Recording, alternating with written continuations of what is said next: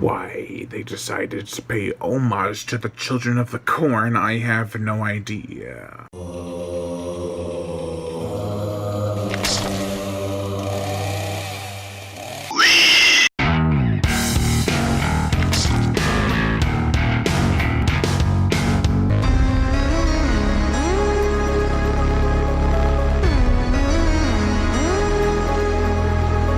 Sinister 2.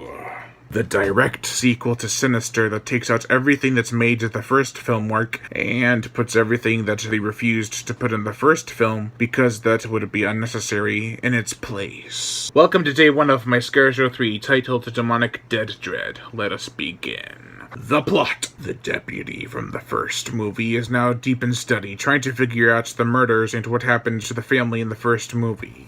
Meanwhile, on his journey into the case, he stumbles upon a supposed abandoned farmhouse that is very much so endangering the lives of the family trio that are secretly living in there. Now, Bagul and his minion children are stalking one of the kids in the family trio, and eventually it all ends on a bitter note. First off, I've got to say I hated the other twin brother. He was such an asshole, to the point where he found violence engaging and made him enthusiastic. Kinda horny.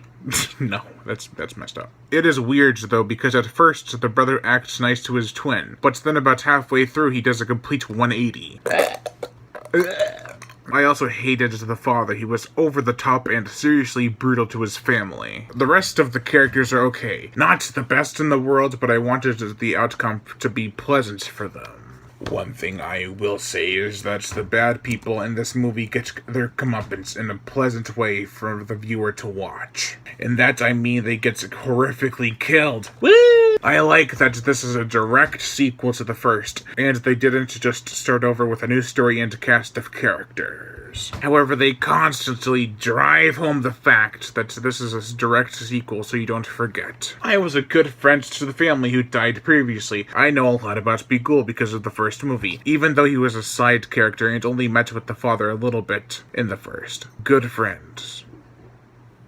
Also, Bagul is shown a lot in this movie, perhaps too much. It got to the point where he wasn't scary anymore. There's a crazy amount of jump scares too. It's really got annoying really fast. The positives are as follows. The gore! They really amped up the brutal, bloody violence in this movie. It was cool to see some of the inventive kills, but that is really all the film had going for it. The musical score, a lot like the first. They play these creepy sounding songs during each kid's films, although it definitely felt forced. Like the films were not enough, so they just added creepy sounds to it. What a freaking letdown. This could have been so much more. But they decided to play it safe and add a bunch of jump scares and unnecessary brutal violence and gore. The acting was passable at best, and I hated a majority of the characters. I do hope for Sinister 3 with more suspense, dread, and tension, and less stupidity, deaths, and tackiness.